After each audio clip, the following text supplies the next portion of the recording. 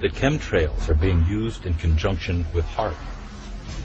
By spraying metal oxides into the air above enemy skies, then directing ELF waves from HAARP to heat those metal oxides, the temperature of the sky is raised to more than 100 degrees Fahrenheit, preventing the accumulation of water vapor that would otherwise form clouds and produce rainfall. Somebody who's actually out there violating the ethics of their job to promote geoengineering. I'm going to talk about geoengineering, but I want to share a story with you. Every time I'm asked to speak, I public speak for a living.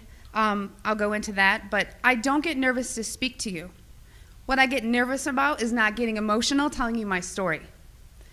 Because in 2002, shortly after 9/11, like a lot of military veterans, I raised my right hand and I took an oath to the Constitution to hopefully do something meaningful with my life.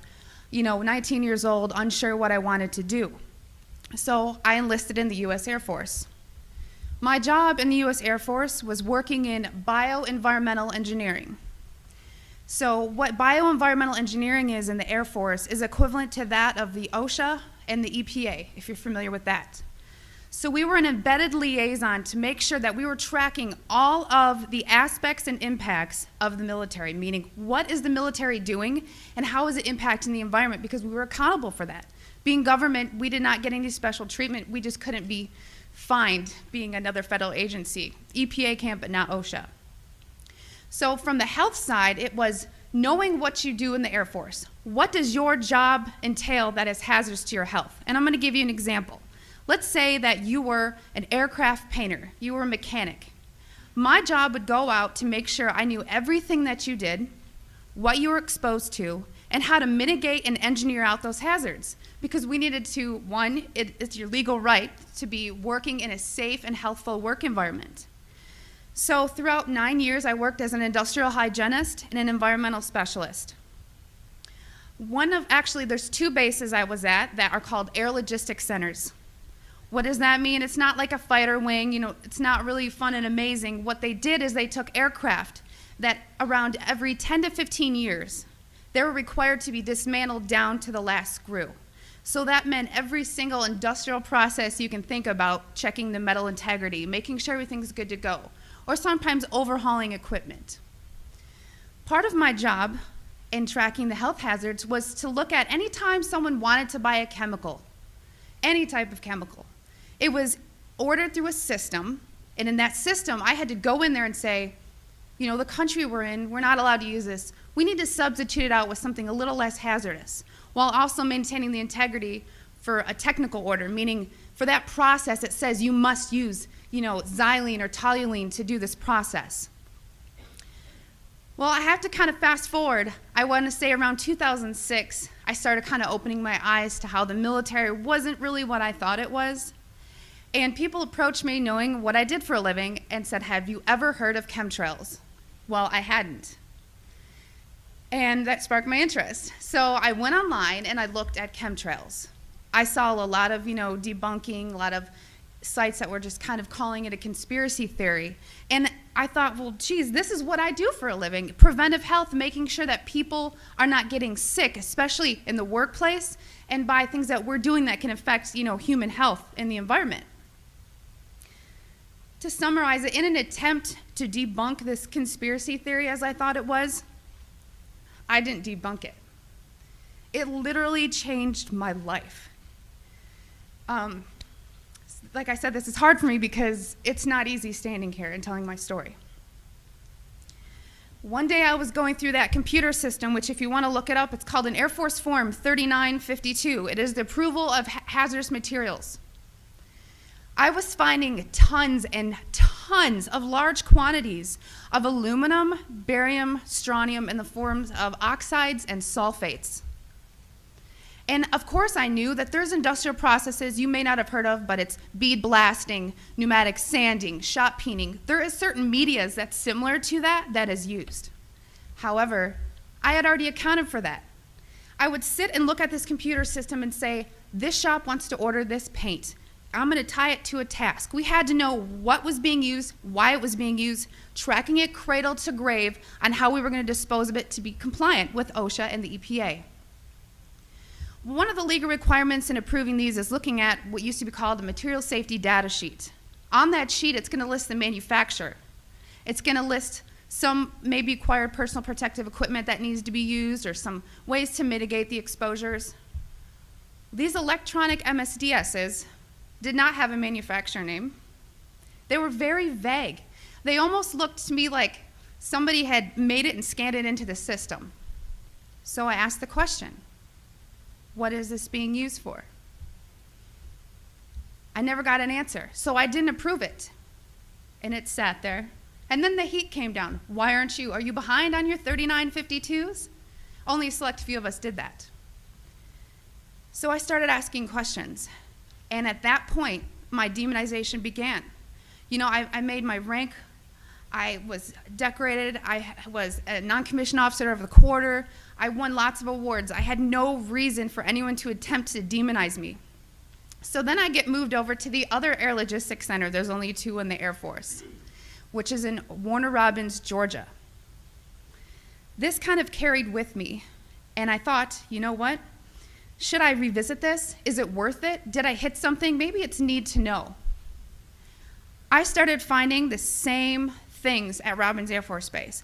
I was now doing some more investigation work. Part of what I did was to use a high volume air sampler to air sample up to, I'd say, a football field in about 10 minutes. I also conducted soil sampling because I thought, you know, if this is real and they are spraying this, it's going to get to the ground. So I conducted air sampling, I conducted soil sampling, and I was getting high levels of these contaminants. When I started asking the question again under a new commander, I never in my life thought I would have somebody look me in the face and tell me, I am questioning you. Is there something wrong with you? You've been looking really depressed lately. You know I can put you under a mental evaluation for up to 120 days. Who would take care of your daughter? Because I was divorced at the time. As soon as I heard that, I knew. It validated everything I ever thought. And I thought, I've spent 9 years of my life trying to protect human health, and here we are violating law after law after law. Just sitting here, instead of protecting the people, we are poisoning the people. And I've never got up so much courage from that fear of being thrown in a cage, because when you're in the military, folks, you're a number. You are a number, and every aspect of your life is controlled. I was so lucky that my enlistment was coming up and I was supposed to re-enlist. I ran and did not look back. And I have been blowing the whistle and shouting ever since. And I left October 27th, 2010.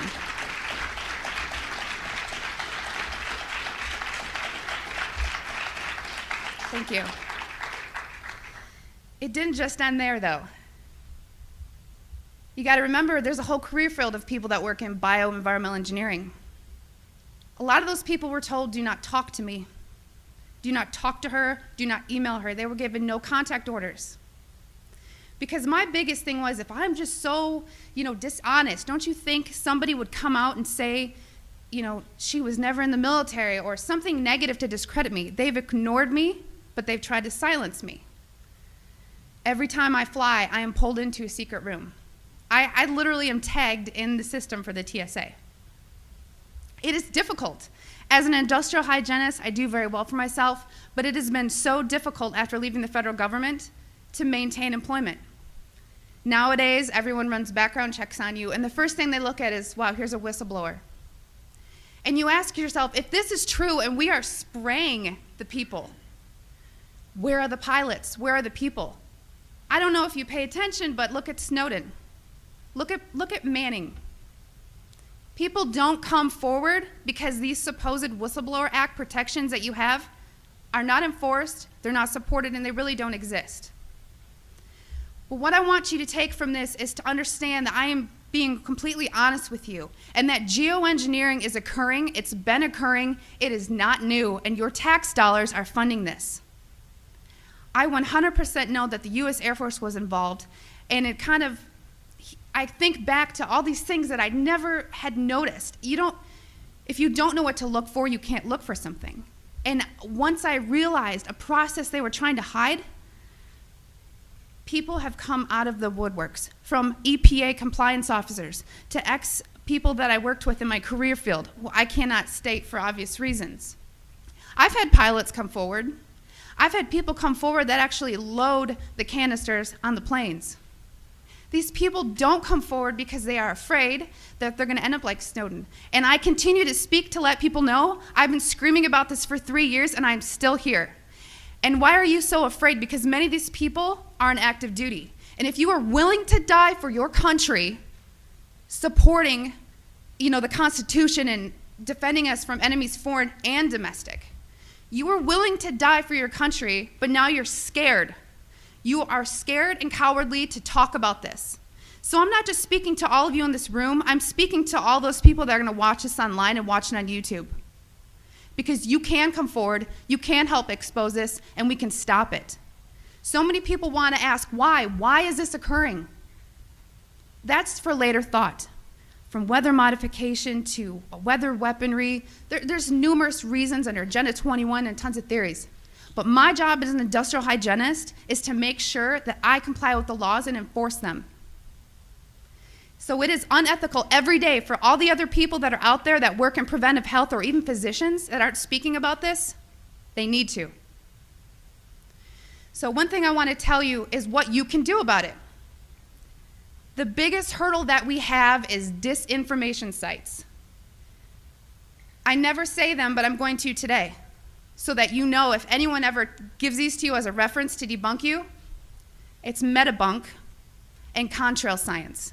Those are two websites that are ran by a government shill named Mick West. And he is a computer gaming programmer who tries to tell you about persistent contrails. So somebody who isn't even credentialed in chemistry or physics or ecology, none of that, is trying to tell you that you're crazy. Okay? So also on social media, don't just hit the share button. There are links. You have to understand that I have met people who used to be purposeful disinformation trolls, as we call them. These people are paid to pretend that they're you, to get you on board to believe a website or an article, just so that you look so vulnerable. And then later it will be deemed non-credible, and then you look non-credible. So please vet, research. And if you have something to write with, I want you to take down my email. It is Kristen, Kristen, Meghan, Meghan, @gmail.com. And by emailing me, I can give you some information for what I'm about to tell you. If you still don't believe it, or you still want to convince people, there's something you can do. You can take a glass jar. It needs to be a glass jar, so there's no BPAs.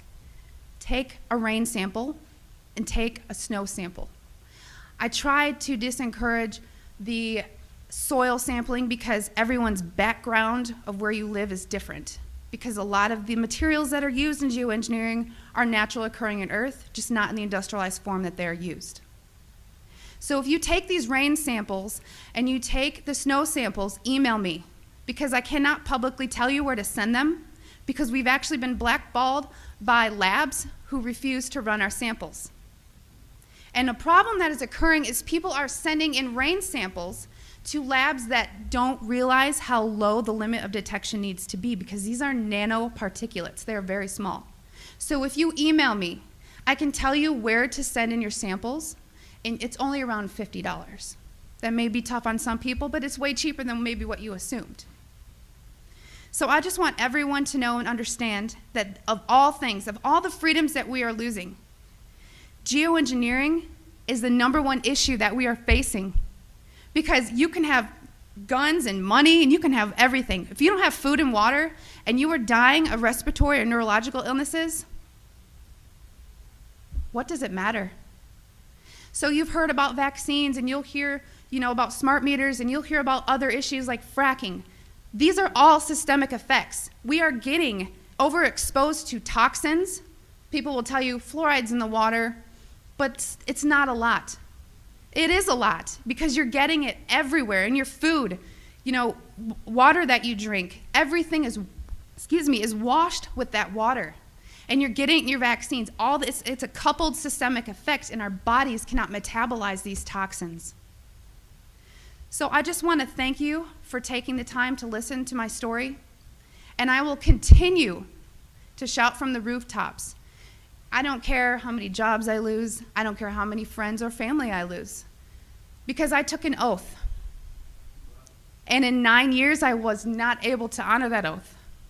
But I am today.